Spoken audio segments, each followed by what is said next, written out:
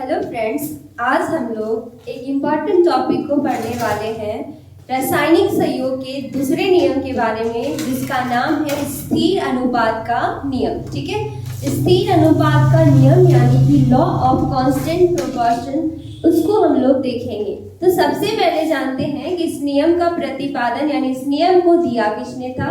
तो इस नियम को एक फ्रांसीसी वैज्ञानिक थे जिनका नाम था जोसेफ प्राउस। ठीक है, ये फ्रांस के वैज्ञानिक थे, फ्रांस के रसायनज्ञ थे, जिसका नाम क्या था, जोसेफ प्राउस। इन्होंने इस नियम को दिया था।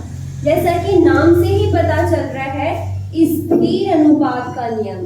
क्या चीज अनुपात है? तो स्थिर अनुपात है। अब किस चीज का अनुपात स्थिर है, उस चीज को हम लोग समझेंगे। ठीक है, तो कोई भी यौगिक है, यौगिक में जो तत्व मिला हुआ रहता है, यानी जो यौगिक जिस तत्व से मिलके बना होता है, उसके द्रव्यमान का अनुपात क्या होता है, निश्चित होता है, फिक्स होता है।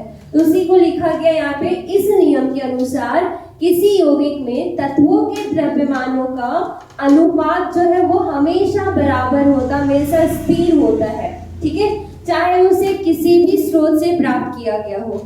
फॉर एग्जाम्पल, अगर हम लोग जल का एग्जाम्पल ले, तो जल यानी कि H2O, पानी का सूत्र क्या हो गया, H2O। ये किन किन तत्व से मिलकर के बना हुआ है? तो दो तत्व है, एक हाइड्रोजन और दूसरा है ऑक्सीजन। ठीक है, तो इसमें हाइड्रोजन का अगर द्रव्यमान की बात करें तो दो हाइड्रोजन है, एक हाइड्रोजन का एक होता है तो दो का हो गया दो। इसी तरीके से ऑक्सीजन यहाँ पे एक है और ऑक्सीजन का द्रव्यमान कितना होता है, 16। ठीक है, तो इसका अगर हम लोग अनुपात निकाले, रेशियो निकाले, तो ये कितना आ जाएगा, तो 1:8।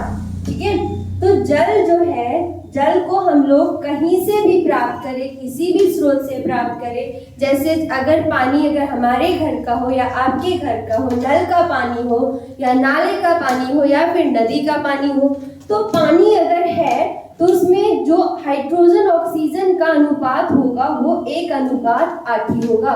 ठीक है, ये कभी चेंज नहीं होगा। जल तभी बनेगा जब हाइड्रोजन और ऑक्सीजन का अनुपात 1:8 हो।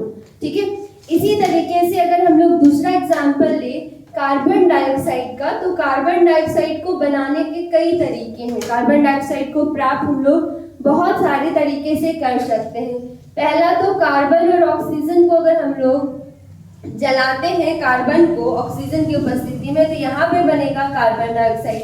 ठीक है, दूसरा जो सनबर्नर होता है CaCO3, इसको अगर हम लोग गर्म करें, कैल्शियम कार्बोनेट को गर्म करें, तो यहाँ से भी हम लोग को मिलेगा क्या, कार्बन डाइऑक्साइड।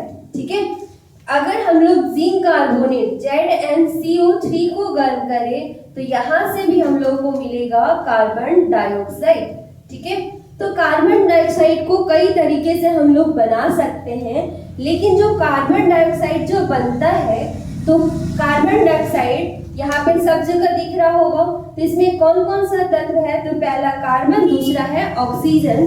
तो इसमें कार्बन ऑक्सीजन का द्रव्यमान का अनुपात लेते हैं, तो कार्बन डाइऑक्साइड में एक कार्बन है, इसका द्रव्यमान होता है 12 ग्राम। ठीक है, यहाँ पे ऑक्सीजन में 2 ऑक्सीजन है, तो इसका हो जाएगा 32। ठीक है, इसका अनुपात अगर हम लोग निकाले तो 4 तिया 12, 4 अट्ठे 32, यानी कि यहाँ पे अनुपात कितना आ जाएगा, 3:8। ठीक है, तो कार्बन को जिस भी विधि से बनाओ उससे कोई फर्क, कार्बन डाइऑक्साइड को जिस भी विधि से बनाओ उससे कोई फर्क नहीं पड़ता है, उसमें कार्बन और ऑक्सीजन का अनुपात स्थिर रहेगा, यानी 3:8 है तो 3:8 ही रहेगा। तो यही था स्थिर अनुपात का नियम, और इस नियम को निश्चित संघटन का नियम भी कहते हैं, ये भी आप लोग याद रखेंगे। ठीक है, तो अब हम लोग अगला देखेंगे नियम को, रासायनिक संयोग के तीसरे नियम को देखेंगे, गुणित अनुपात का नियम।